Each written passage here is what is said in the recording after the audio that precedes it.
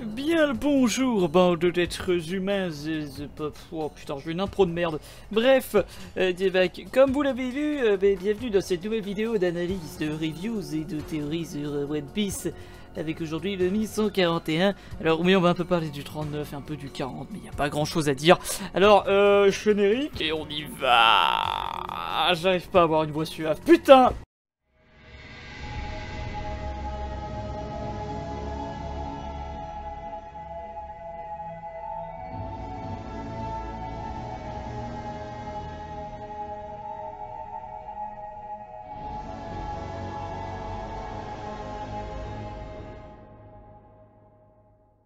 Bon, concernant les chapitres 1139 et 1140, il n'y a pas j'en perds mon latin. Il n'y a pas grand chose de pertinent à dire, mes aïeux. Hein. Enfin, je veux dire, on a Scooper Gabon qui est dévoilé. Hein, moi, bien entendu, c'est lui qui était en concubinage avec notre cher Ripley. Je suis pas jaloux. Et enfin, voilà, enfin, ça faisait sens. Et oui, j'étais un gros débile de penser que c'était soit Louis Arlette, soit Shiki. Qu'est-ce que ça... Putain, pourquoi ça aurait été Shiki? Et bon, bah, on pourrait parler du fait que c'est bien entendu hein, quand même un monstre de puissance, puisqu'il s'agissait de l'arme, de l'aile gauche, pardon, de Roger, qui bon, bah voilà, hein, c'est un peu le Riley du Nouveau Monde. Hein, je veux dire, d'un côté c'est marrant, on a un joli parallèle, on avait Crocus pour Grand Line, on avait Riley pour tout ce qui était justement après Grand Line, et là pour le début de la fin, on a Gabon, donc c'est quand même intéressant, et puis en plus c'est le père d'un des enfants qui est menacé par les connards célestes, les chevaliers divins, mais bon j'aime bien cette expression, d'ailleurs on en a deux nouveaux, un qui serait un descendant de Jupiter, et l'autre qui appartiendrait à une nouvelle famille, donc bon voilà, pour le moment pas trop envie d'extrapoler sur des choses, on n'a pas grand information, ce serait que de répéter des trucs, et il n'y aurait rien de pertinent à dire. Mais le chapitre quand même possède 2-3 petits éléments qui méritent un petit peu d'attention, et ça me semblait quand même pertinent d'en parler, et commençons sans plus tarder avec le moins important de tout, qui concerne plus une espèce de blague qui m'est venue à l'esprit quand j'ai vu le chapitre, et c'est Usopp. Alors oui, Usopp, enfin, c'est son arc à lui, c'est l'arc qui est censé le dévoiler, donc forcément c'est intéressant et logique de penser qu'il va être important. Mais au-delà du fait qu'il est complètement alcoolisé devant le vieux et qu'il se fout de sa gueule, alors les anciens, il faut respecter les vieux, Usopp, c'est pas bien. Oui, ce n'est pas bien. Enfin non, ce n'est pas bien.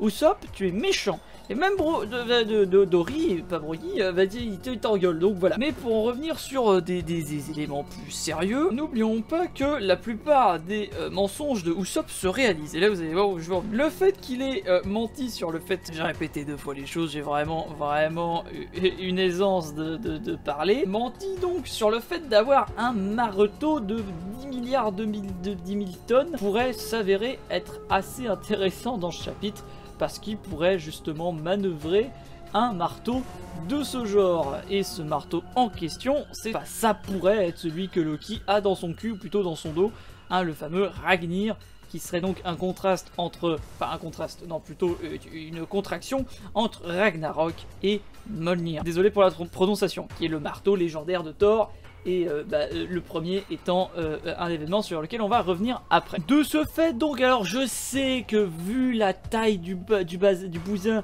ça paraît pas très logique, mais on peut, enfin la seule chose qui pourrait l'amener, en réalité, c'est 2 choses. Oui, je suis toujours très pertinent dans ma manière d'expliquer. C'est soit d'un côté, avec le côté du Gear 5 de Luffy, tout est possible, hein, l'imagination est la clé. Non, c'est l'innovation est la clé dans Poppy Playtime. Mais, je veux dire, le fait que, il pourrait, d'une certaine manière, amener Usopp à réussir physiquement à le porter, ou alors, comme Mjolnir, il faudrait en être digne pour pouvoir le manœuvrer.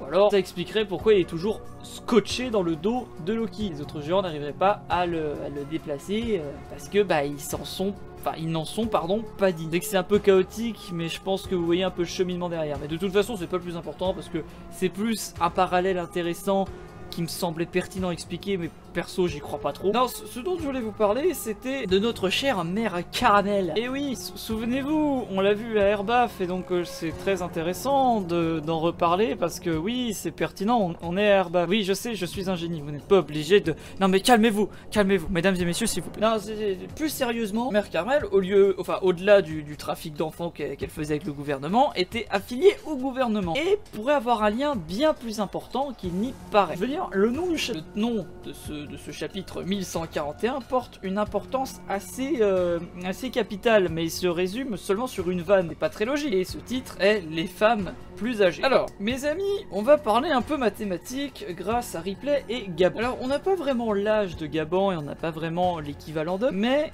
Ripley, cette magnifique demoiselle, a 80 piges et son enfant Coron en a 20. Oui, on dirait pas. Ce qui est important à comprendre ici, c'est que les géants vieillissent plus vite que les humains et vivent surtout plus longtemps. De ce fait, qui d'autre qu'une personne humaine pourrait être plus âgé que le doyen du monde? Parce que oui, notre cher Vioc a quand même un sacré palmarès, puisque ça dépasse quand même les 340 ans. Et donc, qui d'autre, en tant qu'être humain de sexe féminin, est connu pour être allé sur Airbaf? Mère Caramel. Et là, mes amis, vous voyez la théorie venir tout droit au bout du nez, parce que vous êtes intelligent, contrairement à moi. Ce que j'essaie d'avancer, c'est le fait qu'il pourrait être possible que notre cher Vioc soit tombé en amour de mère Carmal. Je l'ai mal prononcé parce que je suis un connard. C'est quelque chose qu'on peut aisément prouver dans le flashback lors du moment où Charlotte, détruit fout le feu sur Airbaf dans un village. À ce moment précis, elle bute le copain du vieux. Et sachant que les guerriers d'Airbaf ont la fierté du combat, la vengeance et toute autre chose qui sont même ancrés dans leur tradition, ça va même au-delà de juste être une fierté, c'est même carrément dans leur doctrine, dans leur manière de vivre, se refuse à le faire car Mère Caramel se met sur son chemin. N'est-ce pas là une preuve d'amour? De ce fait, Mère Caramel, qui travaille avec le gouvernement, aurait pu manipuler le vieux afin d'opérer en secret avec le gouvernement mondial pour ouvrir les portes d'Airbaf et permettre la soumission du pays. Alors je sais que c'est un peu tiré par les cheveux, mais le titre, la manière dont c'est présenté, tout ça, il y a beaucoup d'indices qui font penser, et en vrai je trouve ça assez intéressant parce qu'on relie un peu les choses avec l'arc de Wallcake, et surtout ça fait sens, parce que bon, je veux dire, c'est logique, c'était le flashback qu'on avait sur Airbaf, maintenant on est dans Airbaf, c'est normal d'y revenir. C'est pas crier au génie que de se dire waouh, cette théorie est trop bien. La théorie, pour moi en tout cas, fait sens. Après, je peux complètement dire de la merde, mais c'est comme ça que les choses se fixent dans ma tête, en tout cas de la manière dont je les interprète. Et enfin, nous allons parler du Ragnarok. Mesdames, mesdemoiselles et messieurs, je sais que vous attendiez ce moment avec grande impatience et je vais tout faire pour vous le gâcher. Non, je plaisante. Ce que je veux dire par là, c'est que le chapitre nous donne une nouvelle notion assez intéressante, et c'est pour ça que j'en parle d'ailleurs dans cette analyse et que j'attends pas une autre, parce que là on a quand même quelques petits éléments à dire. Et c'est le fait que les faiblesses d'Airbaf, et c'est logique en soi, c'est le feu et la foudre.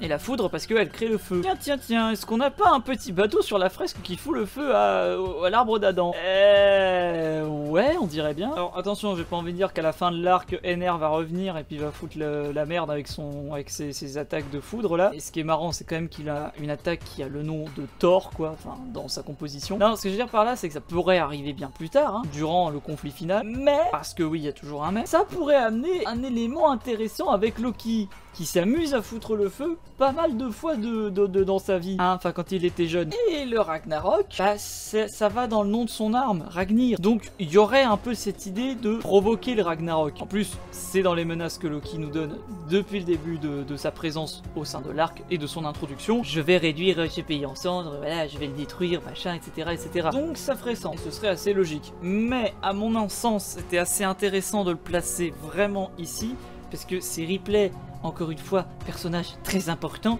qui nous explique les faiblesses de Airbaf, plutôt d'Airbaf, parce qu'il y a une apôtre. En tout cas, voilà, c'est ainsi que se conclut cette analyse du chapitre 1141, en revenant un peu sur 1139 et le 1140. Puis voilà, on reviendra dans quelques temps aussi, quand il y aura d'autres petits trucs pertinents à dire.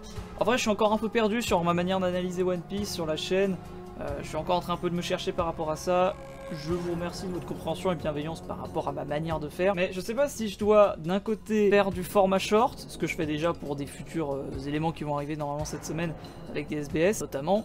mais je ne sais pas si je dois faire ça ou si je dois à chaque fois parler des chapitres. Mais enfin, j'ai autre chose à foutre dans ma vie, mais au-delà de ça, bah c'est facile. C'est répéter les choses. Franchement, si j'ai fait l'analyse du 1139 et du 1140, j'aurais répété des trucs et j'aurais dit de la merde, ça aurait été nul. Donc bon, je vois pas trop comment faire les choses, mais voilà, je pense que je suis un peu sur la voie en ayant cette idée de faire une grosse vidéo représentant l'arc une fois que c'est sorti ou en ayant du recul et en attendant de faire des réactions parce que j'ai quand même envie de faire du One Piece quand ça sort et de temps en temps comme là quand le sujet est un peu pertinent présenter des thèses, des analyses et des éléments de ce genre. Sur ce, je ne vous emmerde pas plus et je vous dis à la semaine prochaine pour le chapitre, enfin non, à cette semaine du coup, pour le chapitre 1142, sauf si Oda meurt, mais il ne mourra pas. Allez, gros bisous.